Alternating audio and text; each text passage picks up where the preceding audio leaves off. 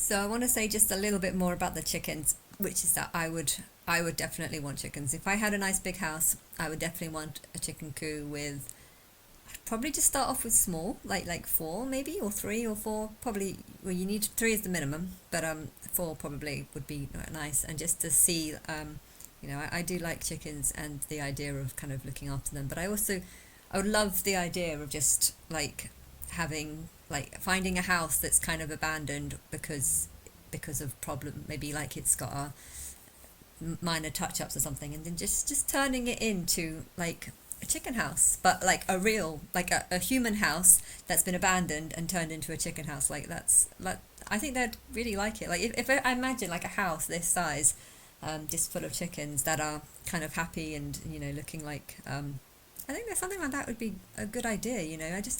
I don't understand why they have to be in such like sardine conditions. It doesn't make any sense. It's quite. And another thing I would do is that it would be so easy just to like make a poster that would calm their ease. And so what I would do is when they get killed and sliced, or when their head gets cut, I would have like just before they go through this sort of process, I'd have a big poster on the wall that shows a chicken and then shows a big bright light. And in the big bright light, I'm going to have a chicken messiah with a crown on it, and then maybe I can have like a spirit looking like it's coming out the body and going into paradise. And maybe you could even have like a little, in the light you can see like a faint sort of picture of like some chicken heaven. And then I don't know if the chickens will understand this, but as the chickens just get killed, you can kind of just like show them a little map. You can be like, this is you, and this is where you're going to go, and you're going to go to heaven, and it's all fine because look how amazing this little chicken heaven looks like, and here's your chicken messiah of where you're going. And then you could just have a big, it would be so easy, just print out a 20 pound poster of a big chicken going, or a chicken going to heaven in like a little chicken paradise. And then you can kind of, because I one of the clips I saw was just chickens just being hung upside down, slit. Now some of them already looked dead, but one of them didn't look dead, and I was just like, that's awful. That chicken looks. All the others look dead. That one looks alive. I don't know what they were. What, I don't know. Some of them looked dead. Some of them looked live when they were actually, before they'd actually had their throat clipped. I don't know if they. I thought they killed by stun gun, or was that just pigs or something? I don't know. It looked kind of horrible, but yeah. It just, I can just imagine being like, what the fuck are you doing with me? Turning upside down. What the what? And then just seeing all the other chickens just sort of die and bleed out. It's kind of a horrible scene. But, if you just had like a picture and you could be like, I'm not killing you. You're just going to go there. This is you, and you're going to go there, and you're going to be fine. And then quick, cut. And it's just such a small gesture. But I think it would be nice, like a lot of humans like to believe that when they die they go to heaven, and so you give them the picture of heaven. And I think it's just something small like that, just a big picture of chickens going to heaven, and letting them know that what you're doing to them is actually in favour, in helping them. We're helping you get to heaven by slitting your throat. It's going to hurt for a bit, but yes, I think that would be better. But it's nice to see chickens look happy, even though all they do is just scrape the mud and look very stupid. But it's nice to get that feeling that they are happy. And I like the idea of having lots of farms all over the place. If people are going to start abandoning houses because they don't want them, turn them into like little miniature farms. And there was a farm in London. There's not that many. There really should be more. Chalk Farm, I think it was, and it was nice. They had donkeys and they had geese. It was a very small farm, but when I walked around that, I was thinking, there should be more of these. This is a really nice farm. You've got geese happy walking around, and a donkey, and I can't remember what other animals had, but it was a small farm, and I was just thinking, this would be nice, if they were all over the place. Just these little pop-up farms, just to remind you to respect what you're eating. Part of people's unhappiness, I think, comes from, there's some fireworks going off, comes from people not appreciating things, not appreciating their life, always wanting more, always want a bigger house, bigger this, bigger that. And I think if you can learn to appreciate animals, and if you can learn to appreciate that actually there is a lot of animals that are suffering so that you can just eat a decent meal, if you had little pop-up farms like churches, I think there should be as many farms as there are churches, and the local town can, pay £20 for a year for each. If you want to become a member of like 3 or 4 of your local farms, it's nice to go and see the animals. I think animals can be good therapy, but cats and dogs can be quite expensive, with vet bills being quite high, and some people can't afford them. And it'd be lovely if there was a farm within walking distance. There is one farm in Birmingham, and I don't think they do memberships actually, but it's too far to get to from where I am. But farms are nice because you can connect with animals, and I feel like if you can learn to look at animals, and farms aren't the best of places, and I think if you see animals in worse conditions than you are, it actually makes you appreciate what you have. You're not stuck in a farm all your life. You can go places, you can do things. And okay, it's sad to get satisfaction from knowing that your life is better than others, but at the same time, it's a reminder that there are others that don't have the luxuries that you have. And I think seeing animals in a farm, not in a bad farm, but just seeing a donkey locked up in a small sort of shedish, okay, they get out, okay, they do little walks, but you have a nice home to go back to, and that donkey just has a shed. But at the same time, it is more stupid, and it doesn't, it might not, I'm sure it would appreciate some a grass patch as well, but they have less than you and they're happy. And I think that's the good thing about animals. They can have a lot less than you, and you can still see them being happy and enjoying it. And I think it makes you realise that you too can enjoy what you have. You have a lot more than them. Okay, you're smarter and you need a lot more to keep your brain stimulated, but getting in touch with nature is a really good thing. And I would love there to be just as many farms as there are churches, and just in the same way that you would give a couple of pounds if you went to a church service, you could give a couple of pounds every time you go to a farm, or give like a yearly membership. People are on the phones too much, so it would be nice if there were more places to go. And yeah, I know they might be expensive to run farms, but if you're also selling eggs and the farm produce, as well as the membership fees for, it's nice to go and see zoos, but why do you have to keep lions and tigers? You don't need to show lions and tigers. That's what I've worried about. That's why I think about zoos. Lions and tigers and all the giraffes and stuff. It's lovely to see them lovely to see them, but you don't necessarily need to see these animals. And farms are kind of like a cheaper version of that, because these farms are usually more for animals that produce stuff, produce things you can sell, so you can make money off them in different ways, not just by selling it as a sort of farm, or offering donkey rides or something like this. Getting them interactive. I like the idea of animals interacting with humans, because it kind of builds the bond between animal and human, which there should be a bond. I don't think all wild animals should be wild. I think that's what the vegans might say, that all animals should be wild. And I think there's nothing wrong with having farms, because in a way these farms are like pets. I was thinking about that cow that I posted, where that guy was kind of almost talking. Well, he was having conversations with his cows and stuff, and he was treating his cows like they were pets. And I think it's really nice to have that relationship with you. If you are having a farm and you've got that kind of bond with your animals, these are not just your animals. These are not just your livestock. This is your pets. And okay, you're going to have to kill them at some point, so you have to have a bit of a narcissistic view towards them, but at the same time give them the best of life that you can give them whilst they're alive, and have a satisfaction knowing that your pets are being paid for by viewers, by people who come and visit them, and through the milk or whatever they're producing and stuff. And that there are other ways to make money from animals, and not just house them like sardines in horrible places. I know that I do like my cheap eggs, but I feel like if more people were encouraged to have, I would love to have some chickens in my garden, and I think if more people who had gardens also had chickens, then I guess there'd be more eggs that people would want to have themselves. They want a regular supply of eggs, but there's probably going to be a lot left over, hence they're probably going to be passing it on to neighbors and stuff, and eggs might actually be cheaper, because um, not because you're giving them, well, you need to give them better, but just there should be more ways of, people should be encouraged to have chickens, because I think it's a lovely idea having an omelette every morning, just going down to the chicken coop, and you're having your egg, and also the bond that you have with it. Okay, it's a stupid chicken, but to know that that chicken is not being turned into a sardine, is whilst still alive. I think there's satisfaction in that. Anyway, there was something, this guy that I was watching earlier, he actually does some channeling with this, what's his name, Cryon. He does some channeling, and I just wanted to show, I didn't watch all of it, but I watched a few seconds, and I thought I've got to show some of this channeling. Let's get there.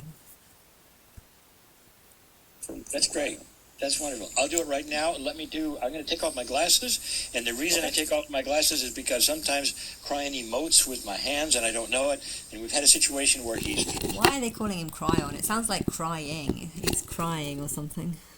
Throwing my glasses across stage. Fair enough. Yeah, so this is why I do what I do. So, okay, just a moment here, and we'll get right into it. Mm-hmm. Greetings, dear ones. I'm Cryon of Magnetic Service. Oh. The dimension that you are in, the paradigm that you feel is the reality that you exist in right now, is a fraction of what is there. Okay, one have to say, when he turns into this other person, he does change a lot, but he also reminds me of something from Star Wars. Greetings, people. It's an act. It's an act that he's got here. He's not talking for anyone, and he's also this character that he turns into. I think he looks very smug from the expression of his faces. That's what I would say. That he looks very like kind of arrogant, I would say. Can you sit and be still for a moment and watch this with me here speaking to you? I know who you are. Now that itself may frighten you. What's that? This voice knows who you are. I mean, what are you talking about? Are you talking to Alex? This voice doesn't know who you are. You as a person know who people are. Does that frighten you? It shouldn't. Because the assembly of souls which you call, that which is the essence of spirit of God, of the creative source, knows all of you. Sorry, but I'm God, dimensionality, and I don't know what is lost on you. Souls which you call, that which is... I don't know what you're talking about. I'm God. I don't know most people. I'm a human form right now. My higher self is definitely different, so I can't actually speak for my higher self because she doesn't know all of you. I mean, I know Alex because I've been following his work, but yeah.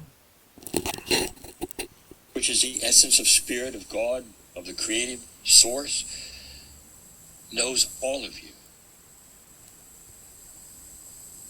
Can God listen to 1 billion prayers all at once? Of course, that's what you've been told, and it's true. How could that be?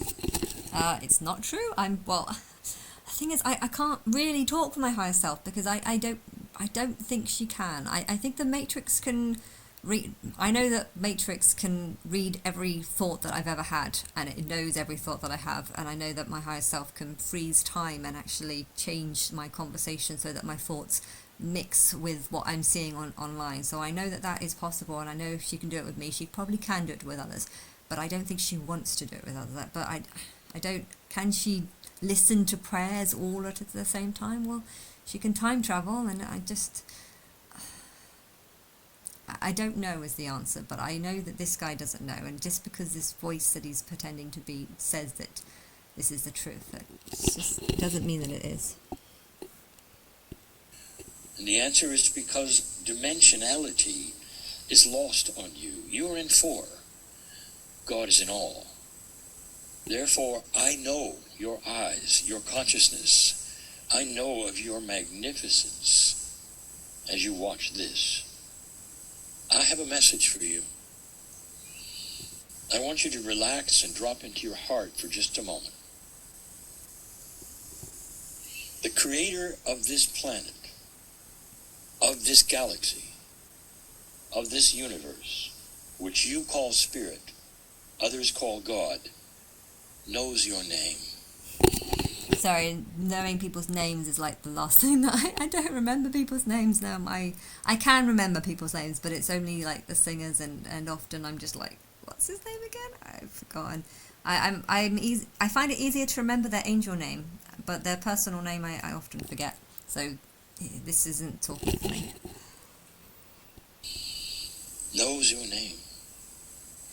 Has sat with you in your most joyful moments, laughing hysterically, has sat with you. If I'm laughing hysterically, I'm laughing at people over how stupid and crazy and just ridiculous they are, how they just want to just say whatever they want and just pretend that this is the truth. You know, I think people are going to look in the future and just be like, why were people like this? Why were people so feeling that it was okay to just listen to a voice in their head because someone told them that there is a voice in their head and they just need to listen to it and just role play.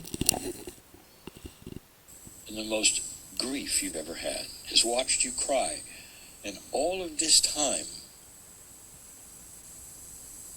that creator and the assemblage of angels or guides or whatever you choose to use in your dimension has had a handout for you to say, take this hand for a moment. There's no prerequisites. There's no have-tos. It's just that you will take that other part of you. The free choice has said, you're here to find that part of you which is divine, if you choose.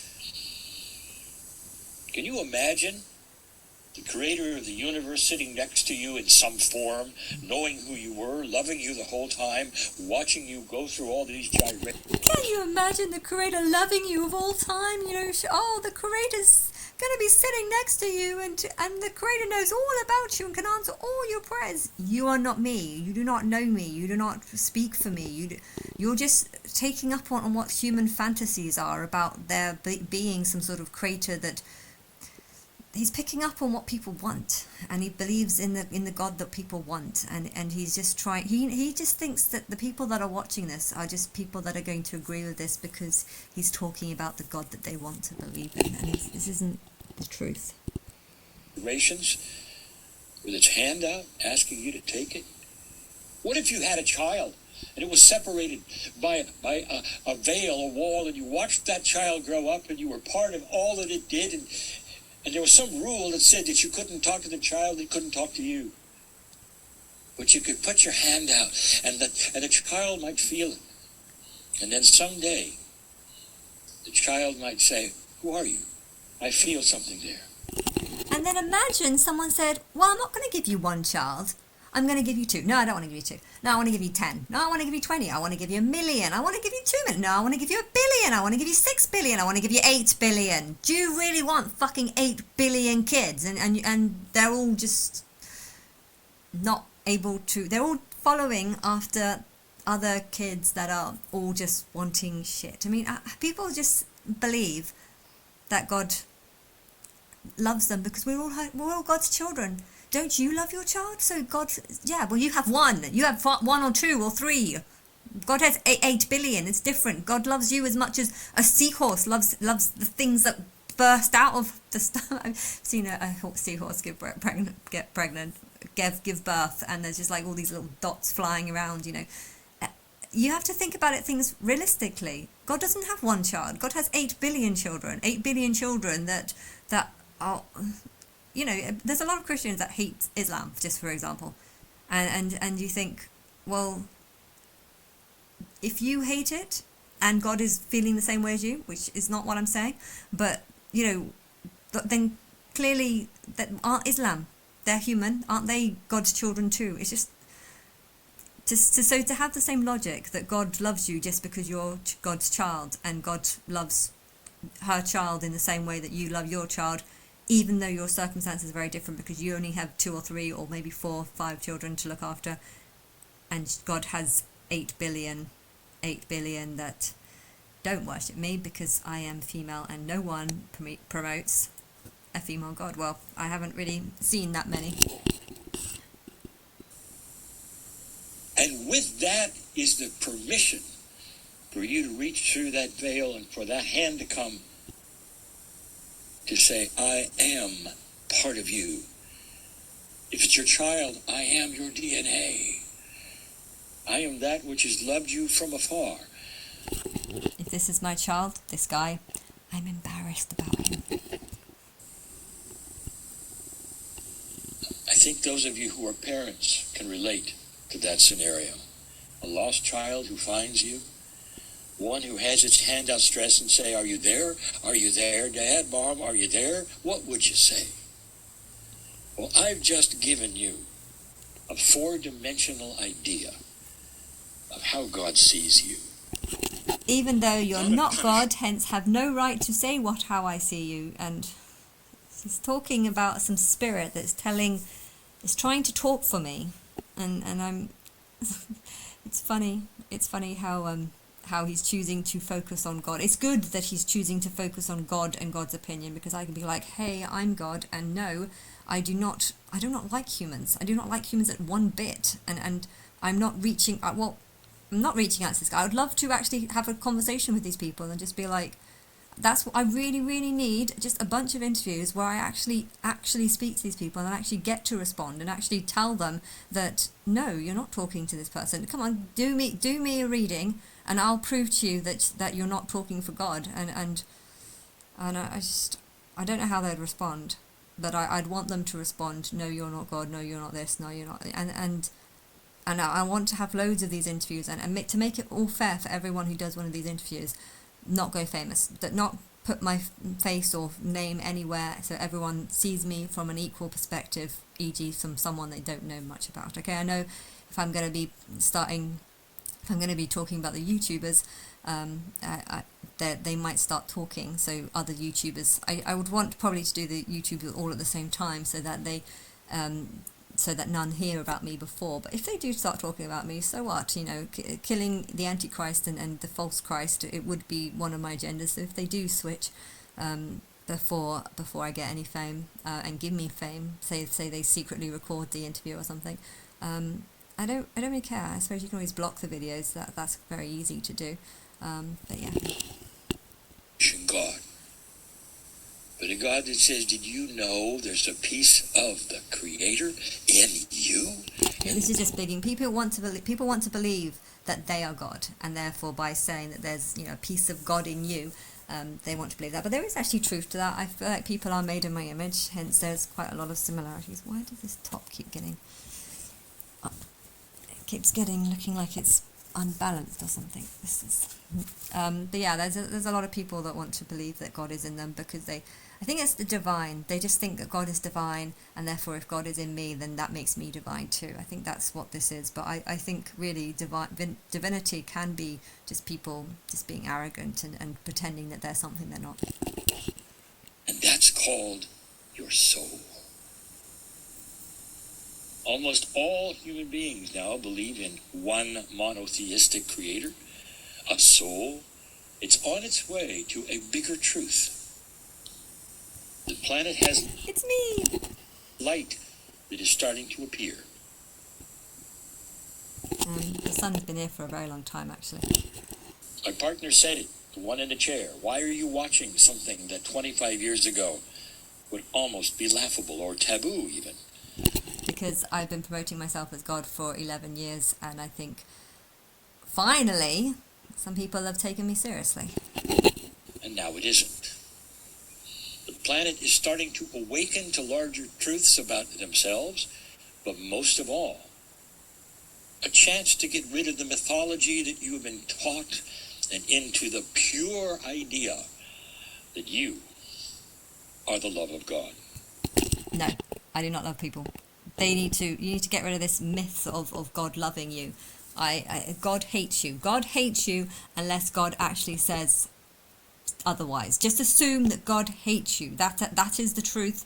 Anything that God loves you. Why would God love you? I saw another one today where people were just like, we've accepted the Son. We've accepted the Son. So there would be no reason for God to judge us. Those raptured guys that just talk about shit, you know. Even though we just spend all our days just looking for the rapture and insulting people and saying that that smart people such as the president, Harris person, she saying lots of terrible things about her, and then just being like, there's no reason why God would hate us. You know, we're perfect. You know, we've accepted the Son. That's all the promises. The promises. If you love the Son and believe in the Son, then you'll be saved, and there'll be no reason to punish you. And that you are powerful, and that it'll give you longer life. It'll give healing that you don't know you can even have or do for yourself, and it's always been there. Always lies. Masters of the earth. Lies. All of them. False Showed it to promises. you. People lying. That's all this is. And when they did, the message was, you can do this. You can do this. this. You can be powerful. You can be now this. You know why they came. To lie. I want you to know about this love. If nobody ever told you, it's not an evangelistic thing. There's nothing to join. It's something for you to understand. It's a revelation of joy. My love for you. And beauty for you. That's what I wanted to tell you. There's someone always sitting at your side with his hand out, her hand out. It is that which is the beauty of the universe embodied in you. And so it is. Beautifully. Beautiful, said. beautiful, Thank you so much beautiful.